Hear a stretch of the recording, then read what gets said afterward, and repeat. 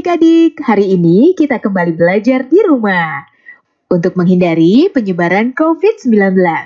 Kali ini kita belajar sains bersama Kak Herman ya. Ayo sediakan alat tulis dan bersiaplah menjawab pertanyaan. Kerjakan pertanyaan ini sebagai PR dengan bimbingan guru atau orang tuamu ya. Sekarang mari kita simak pelajaran dari Kak Herman. Jalan ya. Bang Mati. Jelas ya. Ya. Aku tambahin dong. Lah, caturnya kok nggak berantakan sih? Ya dong, ini kan papan catur ajaib, namanya Magneto. Makanya Arik, kalau ada orang lagi main jangan iseng. Aku bingung deh, di rumah ibuku menempelkan kertas di kulkas, tapi tidak memakai lem. Ibuku menjawab memakai magnet. Dan sekarang papan catur ini aku angkat, tidak jatuh juga. Dia bilang pakai magnet juga. Magnet itu apa sih? Kamu kalau mau nanya magnet sama aku, tapi kalau mau dijawab sama Fadil dan Dea. Kirain yang mau jawab kamu. Arik, magnet memiliki dua kutub, yaitu kutub utara dan kutub selatan. Jika kutub tidak senama didekatkan, maka akan terjadi gaya saling tarik-menarik. Contohnya pada catur ini. Tetapi jika kutub senama didekatkan, maka akan terjadi gaya tolak-menolak. Bagaimana Arik? Apakah kamu sudah mengerti tentang magnet? Oh, aku sudah mengerti sekarang tentang magnet.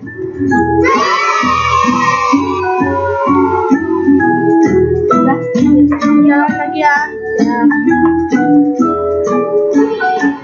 Halo Sobat X-Science, senang sekali Kak Herman dapat berjumpa kembali dalam program kesayangan kita, X-Science, Eksplorasi Sains. Sobat X-Science, jika sebuah magnet kita potong terus-menerus, maka kita akan mendapatkan magnet-magnet kecil. Magnet-magnet kecil ini disebut sebagai magnet elementer, alias magnet domain, yang memiliki sifat dapat menarik beberapa benda. Tapi ada juga loh benda-benda yang tidak dapat ditarik oleh magnet. Nah sekarang mari kita perhatikan perbedaan berikut ini. Magnet bisa menarik paku dan klip kertas, namun magnet tidak dapat menarik sendok, plastik, dan ranting. Paku dan klip kertas termasuk benda magnetis, sedangkan sendok, plastik termasuk benda non-magnetis. Jadi, apa kesimpulannya? Kesimpulannya adalah benda magnetis adalah benda-benda yang dapat ditarik oleh magnet, sedangkan benda non-magnetis adalah benda-benda yang tidak dapat ditarik oleh magnet. Jadi begitu sobat. Sobat X-Science, sekarang kita simak apa saja sih sifat-sifat magnet itu. Yang pertama, magnet menarik benda magnetis. Benda yang dapat ditarik oleh magnet disebut benda magnetis. Contohnya seperti paku, peniti, penjepit kertas. Sebaliknya, benda yang tidak dapat ditarik oleh magnet disebut benda non-magnetis, seperti kayu, kertas, dan batu.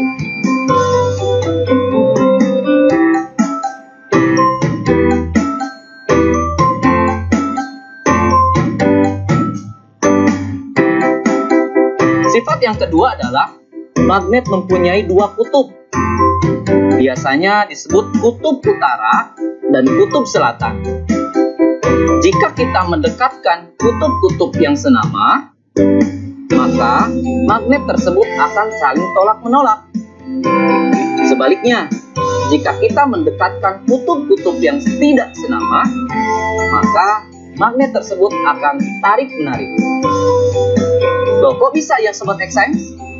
Ternyata hal ini terjadi karena arah gaya magnet keluar dari kutub utara masuk ke kutub selatan.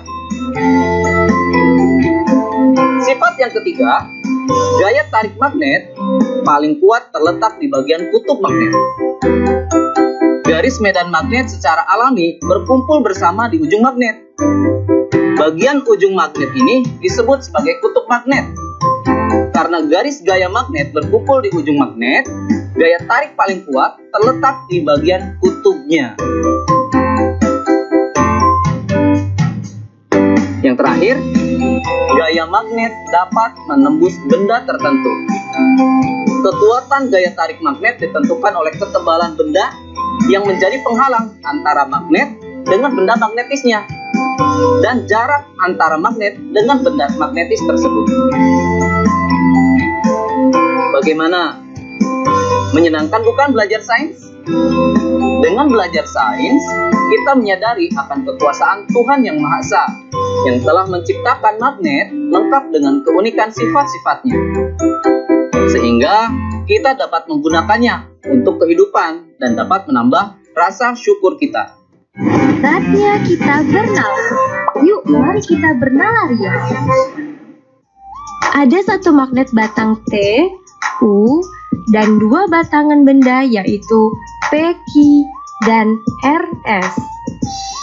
Dua batang benda P, Q, dan RS didekatkan pada magnet TU. Hasilnya ditunjukkan pada tabel berikut ini.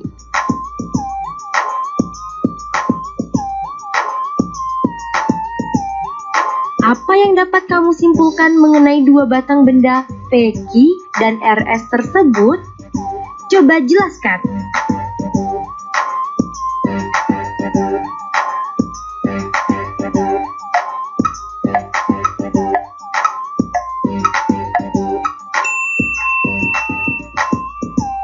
Yuk simak pembahasannya.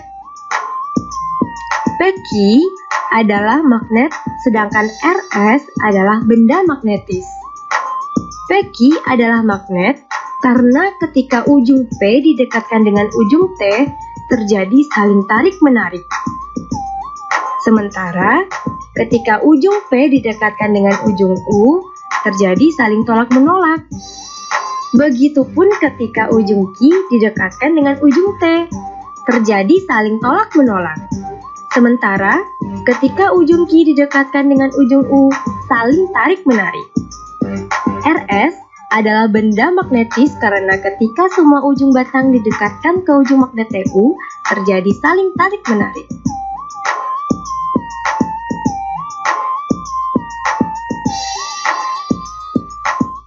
Nah adik-adik, sekarang waktunya menjawab pertanyaan. Siap-siap mencatat ya. Pertanyaannya adalah, benda-benda apa saja di rumahmu yang bisa ditarik magnet?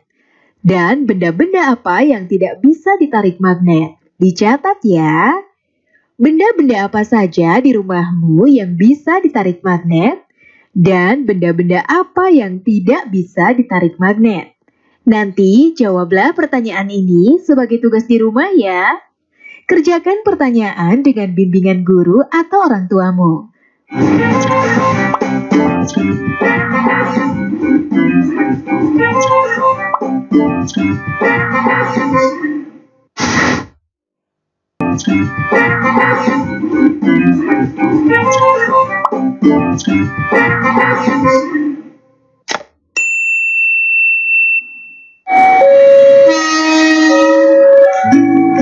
Halo Sobat X-Science, siapa di sini yang tidak tahu kereta api? Pasti udah pada tahu kan? Kereta api masih memanfaatkan roda dengan rel sebagai lintasannya, sehingga ketika kereta api melintas pasti akan menimbulkan kebisingan. Tapi apa jadinya ya jika laju pergerakan kereta api ini dipadukan dengan aplikasi dari sifat-sifat magnet? Apakah mungkin manfaat dan sifat-sifat magnet dan kereta api dapat disatukan? Bakal menjadi apa ya? Penasaran kan? Yuk mari kita simak penjelasan narasumber berikut. Halo Sobat X-Science, kembali lagi dalam program kesayangan kita, X-Science, Eksplorasi Sains. Sobat X-Science, kalian tahu nggak sih apa itu kereta maglev? Dalam bahasa Indonesia, kereta maglev disebut dengan kereta levitasi magnetik, atau sering juga disebut dengan kereta magnet. Seperti namanya, prinsip dari kereta magnet ini memanfaatkan gaya magnet untuk mengangkat kereta sampai mengambang alias melayang dan tidak menyentuh rel, sehingga gaya gesek dapat dikurangi. Selain itu, kereta ini juga memanfaatkan magnet sebagai kekuatan pendorongnya. Dengan kecilnya gaya gesek dan besarnya gaya dorong, kereta ini mampu melaju dengan kecepatan sampai 600 km per jam. Jauh lebih cepat dari kereta biasanya. Luar biasa ya kekuatan magnet jika dimanfaatkan pada kereta. Nah, sekarang bagaimana jika diterapkan pada bidang yang lain ya? Saatnya kita seru-seruan bereksperimen dengan menggunakan magnet, yaitu pensil melayang. Loh, kok bisa pensil melayang? Pasti penasaran bukan? Yuk kita mulai. Terima kasih Kak Herman. Alat dan bahan yang dibutuhkan pada eksperimen ini adalah sebagai berikut: pensil, magnet berbentuk ring, karet alat. Langkah-langkahnya adalah sebagai berikut. Tempatkan 4 magnet berbentuk ring pada kasur karet. Upayakan kutub yang menghadap ke permukaan senama dengan kutub magnet yang dipasang nantinya pada pensil. Masukkan 2 ring magnet pada pensil.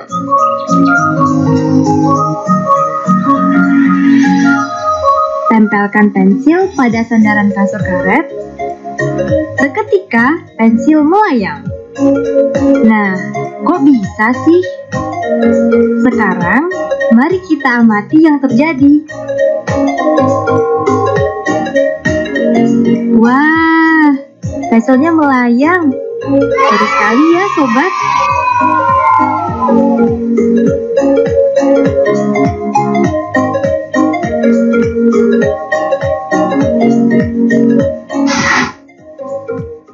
Adik-adik, tadi sudah melihat kan percobaan pensil melayang? Sudah tahu jawabannya kenapa pensil bisa melayang? Pensil dapat terangkat ke atas dan melayang karena pengaruh dari gaya tolak-menolak kutub magnet yang senama antara magnet yang ada di pensil dan magnet yang ada di styrofoam.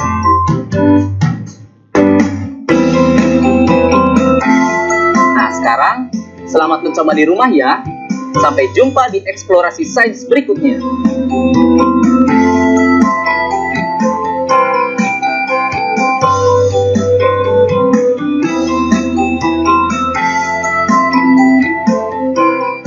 Nah adik-adik, menarik ya penjelasan Kak Herman. Ada kereta yang bisa melayang seperti kereta magnet maglev.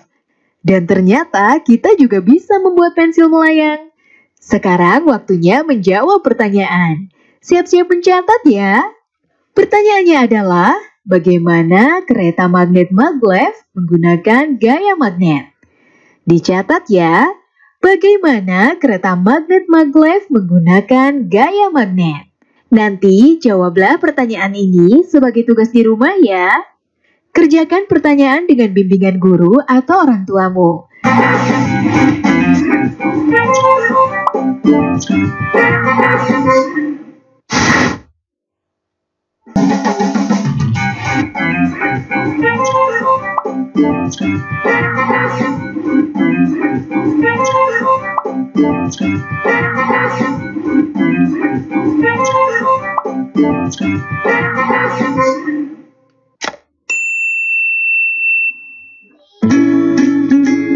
Bagaimana, bisa gak? Bisa dong, caranya kita gabungkan kabel ini ke bohlam. Lalu kita hubungkan ujung kabel yang lain ke bawah baterai.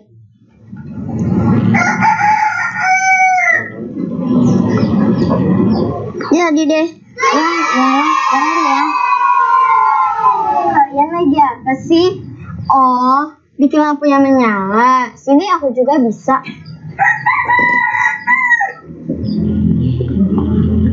Lihat ya. Simsalabim, menyala. Wah, kok tidak menyala? Pantas kau lupa.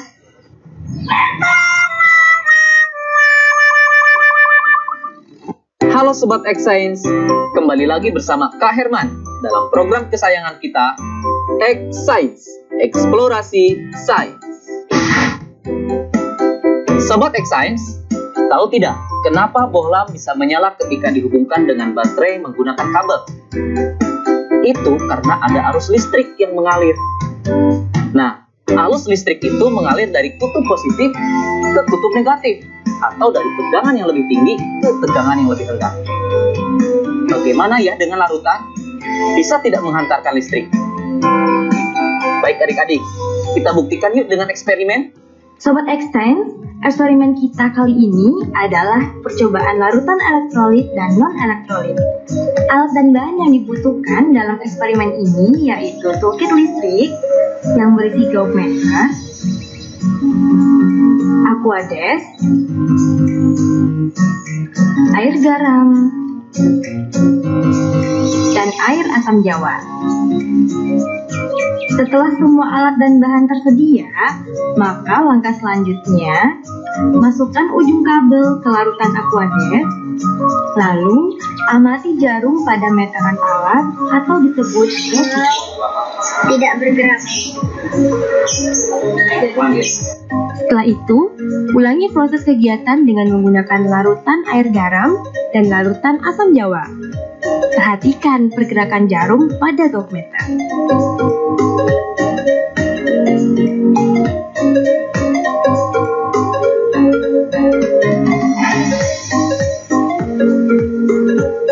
Isilah tabel berikut ini dengan memberi tanda checklist pada kolom yang sesuai.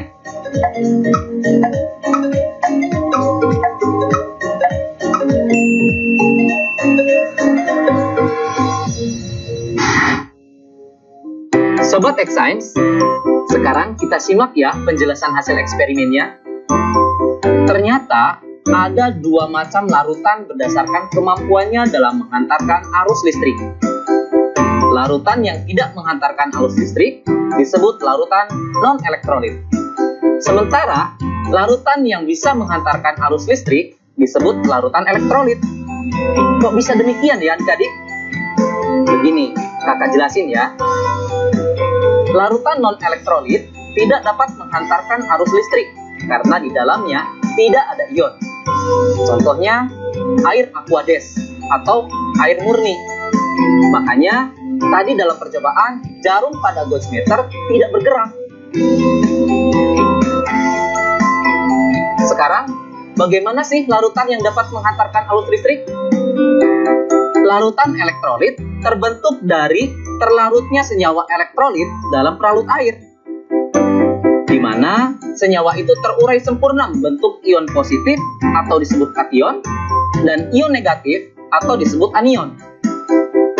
Pada saat arus listrik melewati larutan elektrolit, ion-ion dalam larutan menghantarkan arus listrik, seperti layaknya dalam kabel. Nah, Sobat X-Science, sekarang kita lihat larutan garam dan larutan aquades. Jarum pada gauge-meter bergerak pada larutan air garam. Ini menunjukkan kalau air garam dapat menghantarkan arus listrik. Kenapa bisa demikian? Garam atau NaCl ketika larut dalam air, garam tersebut akan terurai menjadi ion-ion, yaitu ion Na+ dan ion Cl-, yang kemudian mereka terurai, berpencar saat di dalam air. Begitu penjelasannya adik-adik. Menyenangkan bukan belajar sains? Nah adik-adik, dari tayangan tadi kita belajar kalau air garam dan air asam jawa bisa mengantarkan arus listrik. Sekarang waktunya menjawab pertanyaan. Siap-siap mencatat ya. Pertanyaannya adalah, kenapa air garam bisa mengantarkan arus listrik? Dicatat ya, kenapa air garam bisa mengantarkan arus listrik? Nanti jawablah pertanyaan ini sebagai tugas di rumah ya. Kerjakan pertanyaan dengan bimbingan guru atau orang tuamu. Sekarang adik-adik belajar di rumah aja bersama Kak Herman hanya di TVRI. Adik-adik ingat selalu untuk mencuci tangan dan menjaga kesehatan untuk mencegah penyebaran COVID-19. Sampai jumpa lagi.